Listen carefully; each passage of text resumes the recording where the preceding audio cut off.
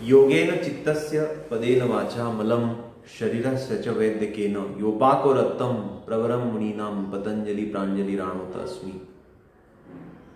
आज हम अष्टांग योग को शुरुआत करने जा रहे हैं। योग का बहुत ही अहम पार्ट है अष्टांग योग।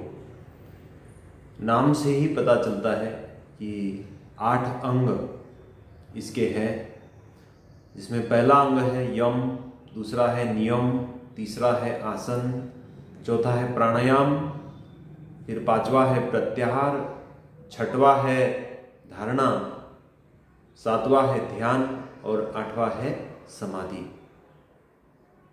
तो पहला अंग जो है अष्टांग योग का, इसे यम कहते हैं। अब यम सुनने के बाद में बहुत बार ऐसा लगता है कि ये मृत्यु का देवता है जो हमारे प्राण हरण करने आएगा, लेकिन ऐसा बिल्कुल नहीं है।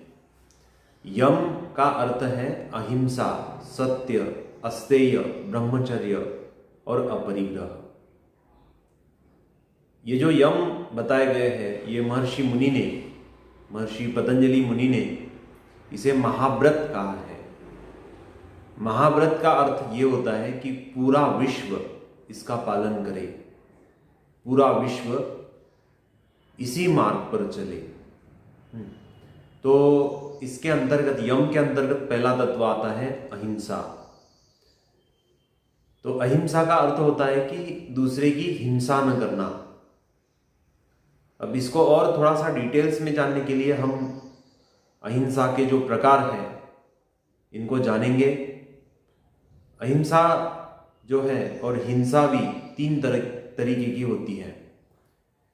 यूं तो हिंसा ही कहेंगे कि 3 तरीके की हिंसा है: कायिक हिंसा, वाचिक हिंसा, मानसिक हिंसा। कायिक का अर्थ होता है कि प्रत्यक्ष रूप से, कर्म से, हमारे खुद के माध्यम से दूसरे को हानि पहुंचाना, उसकी हिंसा करना, उसका कत्ल करना या फिर उसके मन को ठेस पहुंचाना, या फिर उसके दुख का कारण हम बनना। ठीक है, वैसे तो शाश्वत दुख के उसमें भी दुख का कारण बहुत बार ऐसा होता है कि हम तो भले के लिए करते हैं, लेकिन दुख का कारण तो एक व्यक्ति के लिए बन जाते हैं। लेकिन उसमें भी फिर विवेक बुद्धि को जागृत करते हुए उसे समझना। तो प्रत्यक्ष हिंसा, इसे कायिक हिंसा कहा गया है। दूसरी हिंसा है मानसिक हिंसा, यानी प्रत्यक्ष रूप से तो कुछ करना नहीं है, बस मन ही मन ऐसे विचार करना कि मैं इसको मारूं, इसको मैं क्षति पहुंचाऊं, या फिर इसका भला न हो, इसकी हानि हो जाए, ये मर जाए, ऐसे सोचना मन में। तो ये है मानसिक हिंसा। और तीसरी जो हिंसा है वो है वाचिक हिंसा, यानी हम कुछ नहीं करेंगे तो दूसरे को बोलकर किसी की हिंसा करवाएंगे। तो यह है वाचिक हिंसा। या फिर ऐसे कटु शब्द बोलना जिससे कि सामने वाले को हानि हो, उसका प्राणघात हो, या फिर उसके मन पर बहुत आघात हो। शरीर पर मन से ही आघात हो जाता है, फिर शरीर के रोग उससे हो जाते हैं। बहुत से लोग इसी हिंसा से पीड़ित है, वाचिक हिंसा से। खुद भी शिकार है और दूसरों को भी शिकार कर रहे हैं वाचिक हिंसा का। घर घर में कलह रहता है, घर घर में विवाद रहता है। कलह या विवाद न करे, लेकिन आवश्यक हो तो कलह करे, आवश्यक हो तो विवाद करे, आवश्यक हो तो संभाषा करे। कलह बेकार नहीं है, विवाद बेकार नहीं है, झगड़ा बेकार नहीं है। बस आप किस लिए कर रहे हो झगड़ा, कलह, है ना? सत्य की विजय के लिए, धर्म की विजय के लिए, है ना? इसलिए अगर आपका कलह है तो फिर ये सही कलह है। चाहे फिर वो सामने वाले की तो उसमें हिंसा होगी, तो आवश्यक भी है। जो अधर्मी है, जो दुराचारी है, जो व्यभिचारी है, जो भ्रष्टाचारी है, जो बलात्कारी है, उनकी तो हिंसा करनी भी चाहिए, क्योंकि उससे ही धर्म का रक्षण होगा। ये तो कोई एक धर्म की मैं बात नहीं कर रहा हूं, है ना। भूतल के ऊपर जितने भी धर्म हैं, जिन्हें धर्म बोला जाता है, असल में पंथ भी उन्हें बोल सकते हैं, लेकिन सभी का धर्म, शायद महर्षि पतंजलि ऐसे कहते हैं कि ये यम नियम जो है, इसका पालन ही धर्म है। अब इसके ऊपर बहुत कुछ विवाद भी हो सकता है, लेकिन उसमें हमें पढ़ना नहीं है। बस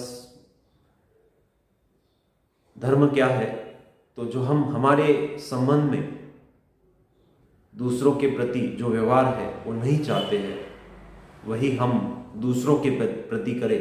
बस इतना भी समझ लिया तो आपको ध्यान में आएगा। तो दुराचार करना, व्यभिचार करना, है ना, कभी हर समय तो ठीक नहीं है, लेकिन सत्य की विजय के लिए अगर ये करना भी पड़े, है ना, तो फिर वैसे भी ये तो नहीं करना चाहिए। 99.99% नहीं करना चाहिए, लेकिन 0.01% के लिए, वो भी स्वार्थ के लिए नहीं, है ना, अपनों के लिए नहीं, बल्कि समाज के लिए, देश के लिए, विश्व के लिए, है ना। कुछ बंधन जो होते हैं वो अगर तोड़े भी जाए तो मैं ऐसे समझता हूं कि उसे कोई पाप नहीं लगेगा, उसकी कोई हानि नहीं होगी। लेकिन अधिकतम लोग नियम का उल्लंघन इसलिए करते हैं ताकि वो स्वार्थ चाहते हैं, अपनों का स्वार्थ चाहते हैं, ठीक है, और उसी के कारण फिर वो नियमों का उल्लंघन करते हैं। तो ये जो हिंसा है, अब आप पूर्व काल में भी देखते होंगे, मैं जब शुरुआत में पढ़ाता था तो मैं ही सिखाते सिखाते कभी कभी रुक जाता था और मैं सोचता था कि मैं तो, है ना, घर में रहता हूं तो मच्छर को मार देता हूं, ठीक है, बैट से, या फिर जो इलेक्ट्रिक बैट रहती है, या फिर जो मॉस्किटो रहती है उससे, या फिर हाथ से भी कभी कभी बहुत परेशान करता है मच्छर, तो हम उसकी हिंसा कर देते हैं। तो सेल्फ डिफेंस के लिए ये आवश्यक भी हो जाता है। तो हर एक धर्म ने सेल्फ डिफेंस के लिए, खुद की रक्षा के लिए, है ना, हिंसा तो बोली है, अगर हम नहीं उसको मारेंगे तो हमें मार देगा, ये भी बात आती है। तो इसमें थोड़ा सा समझने की कोशिश करें इस बात को कि सेल्फ डिफेंस के लिए, है ना, आत्मरक्षा के लिए, स्वरक्षा के लिए,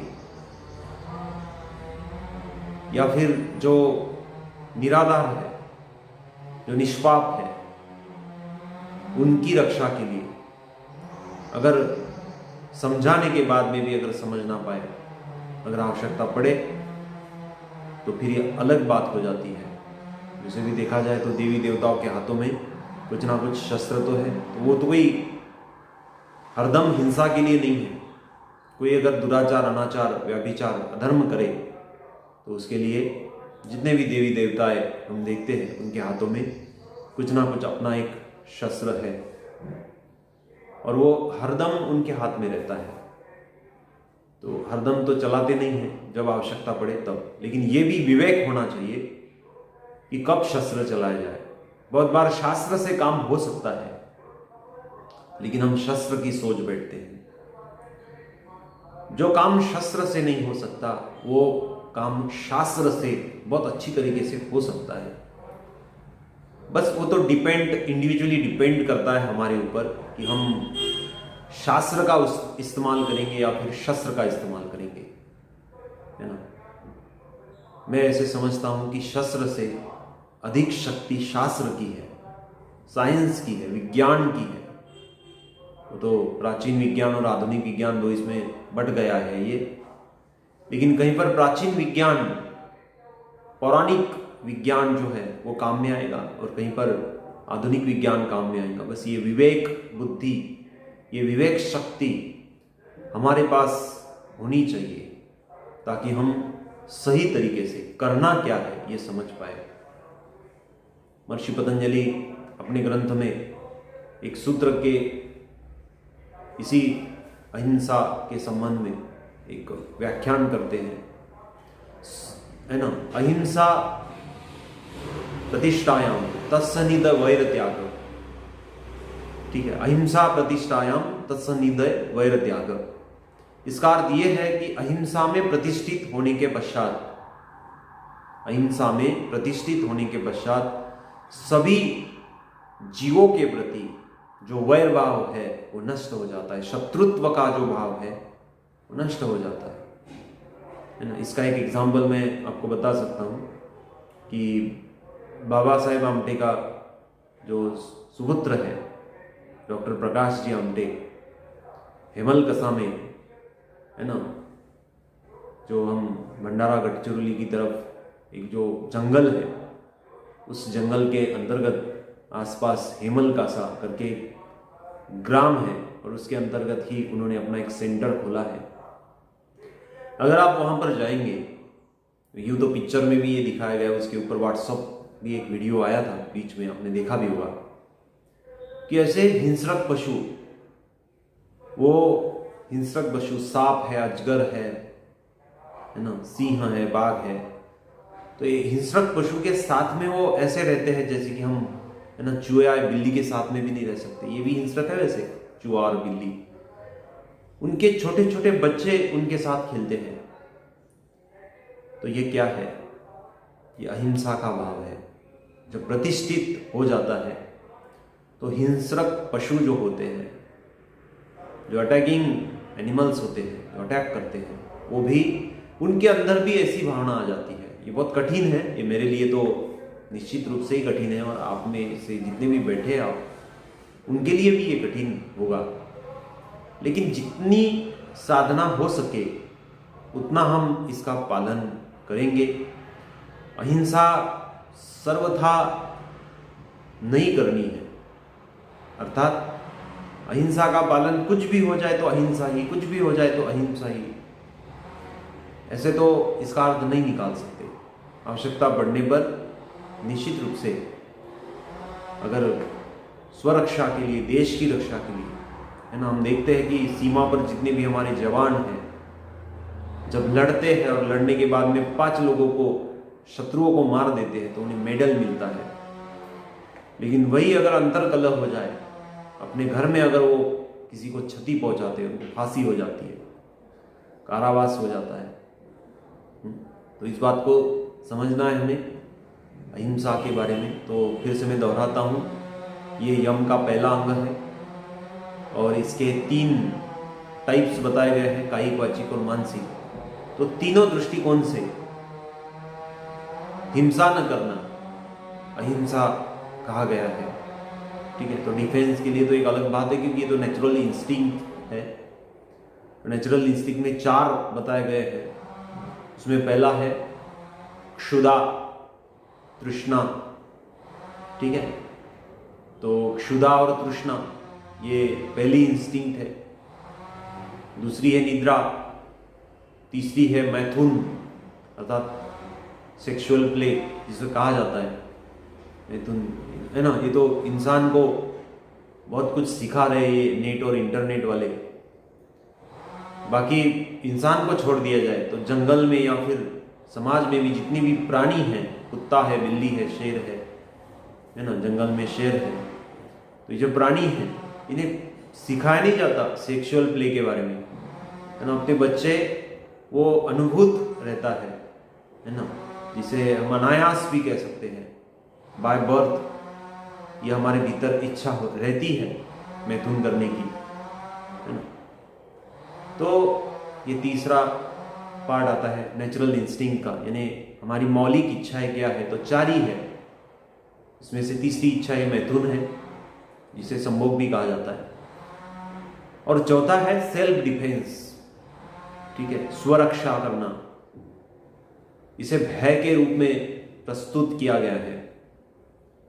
जब तक हम डरेंगे नहीं तब तक सेल्फ डिफेंस नहीं हो सकता। बिल्कुल जो लीडर होते हैं ना, बहुत ही साहसी, तो साहसी तो नहीं बोलेंगे, अति साहसी, जो अति साहसी होते हैं वो लोग अक्सर खतरे में आ जाते हैं, क्योंकि उनके भीतर डर नहीं रहता तो फिर डिफेंस नहीं हो पाता। ठीक है, जैसे 5वें मंजिले पर बाहर से खड़े रह के कलर देंगे, है ना, मरम्मत करेंगे, कंस्ट्रक्शन करेंगे। मैं तो देखता भी हूँ जब उन लोगों को, तो मुझे तो ऐसे फील होता है कि ये कैसे काम करते होंगे इतनी ऊंचाई पर, है ना। ऊंचाई से नीचे देखने के बाद में हम डर जाते हैं, है ना, पैरों में लड़खड़ाहट हो जाती है। और वो तो प्रत्यक्ष रूप से जब ऐसे काम करते हैं तो एक प्रकृति की रचना रहती है, हर एक में ये साहस नहीं रहता है, कुछ कुछ लोगों में रहता है। उनमें डर बहुत कम रहता है। मौलिक इच्छा में जो 4 इच्छाएं है, नेचुरल इंस्टिंक्ट है, उसमें डर बहुत कम रहता है और उसी के कारण वो काम कर पाते हैं। तो डर अधिक रहने से व्यक्ति काम नहीं कर पाता। जैसे इलेक्ट्रिक के पोल पर चढ़ना, ये भी कोई हर कोई नहीं कर सकता। ये उसके भीतर वो इंस्टिंक्ट कुछ कम ज़्यादा रहती है उसके कारण। ये तो हर एक इंस्टिंक्ट के बारे में, तो खाने के बारे में अगर हम कहेंगे, हर एक में खाने की इच्छा होती है, लेकिन बार बार खाने की, खादाड़ बनने की इच्छा तो हर एक में नहीं होती है। कुछ लोग तो बहुत बढ़िया उपवास करते हैं, 2 समय तक अन्न जल का त्याग करके रहते हैं। ठीक है, अब निद्रा में भी ऐसे होता है, 7-8 घंटे की निद्रा लेनी चाहिए अधिकतम। लोग उससे ज़्यादा निद्रा ले लेते हैं, कम ले लेते हैं। कोई 4 ही घंटे सोता है, ठीक, कोई उससे अधिक सो रहा है। तो संभोग में भी ये है, मैथुन में कोई उसके ही पीछे पड़ा है, रात दिन उसके भेजे में वही विचार चल रहे हैं। कोई ऐसा है कि, है ना, गृहस्थ जो जीवन है, जो कि एक अपेक्षा के रूप में जीना चाहिए, वो भी नहीं जीने की कोशिश कर रहा है। बिल्कुल संसारी होके भी जैसे ब्रह्मचारी बन गया, ऐसे भी होता है। और एक तो डिफेंस के बारे में मैंने कहा कि भय अगर कम हो तो फिर वो साहसी कृत्य ज़्यादा करेगा और अपनी जान जो है वो जोखिम में डालेगा। हर कोई नहीं डाल सकता ये। तो ये बातें हिंसा के, अहिंसा के बारे में और हिंसा के बारे में हम कर रहे थे। यम के अंतर्गत जो 5 महाव्रत आते हैं, तो हर एक के ऊपर हम एक लेक्चर बनाएंगे ताकि लेक्चर शॉर्ट हो जाए और, है ना, डाउनलोड होने में भी, काइंड मास्टर ऐप जो है इसको इसमें ट्रांसफ़र करने में भी आसान जाता है।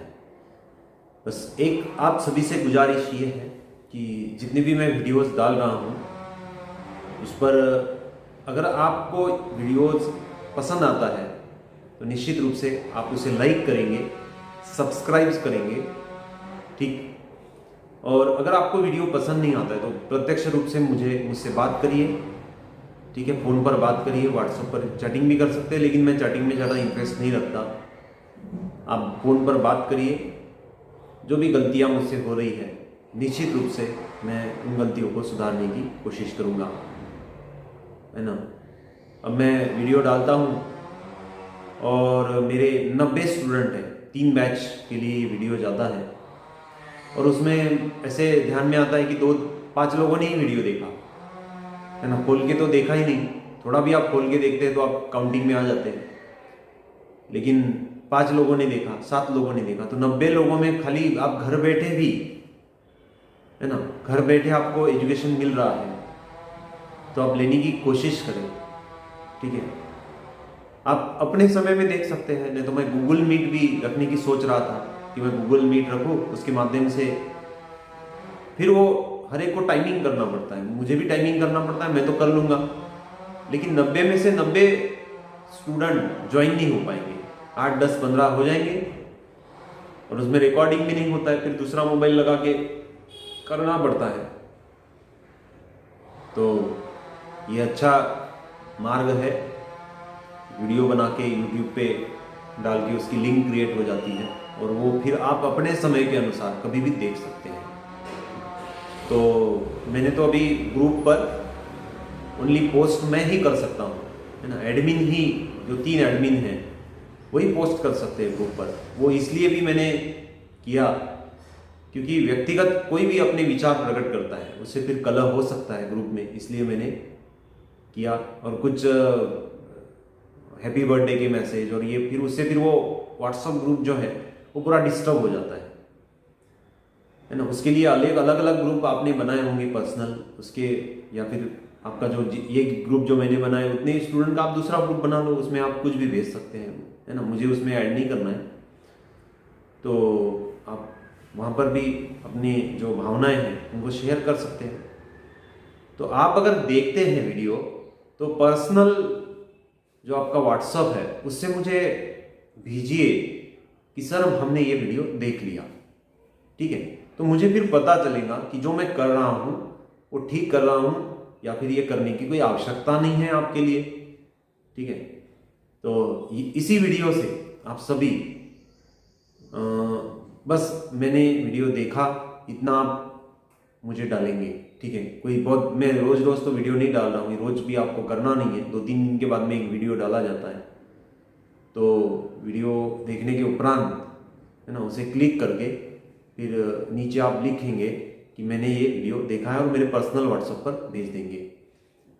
आप जितना मुझे उत्साहित करोगे, प्रोत्साहित करोगे, उतना मैं अच्छे से और प्रेजेंटेशन करने की कोशिश करूँगा, ठीक है। इसी के साथ मैं मेरे वाणी को विराम देता हूँ। अगले लेक्चर में हम अगला टॉपिक, है ना, अहिंसा सत्य, उसके बाद में आता है सत्य, उसके बारे में देखेंगे, ठीक है। सर्वे भवन्तु सुखिनः, सर्वे सन्तु निरामया, सर्वे भद्राणि पश्यन्तु मा कश्चित् दुःखभाग् भवेत्। ओम शांति शांति शांति।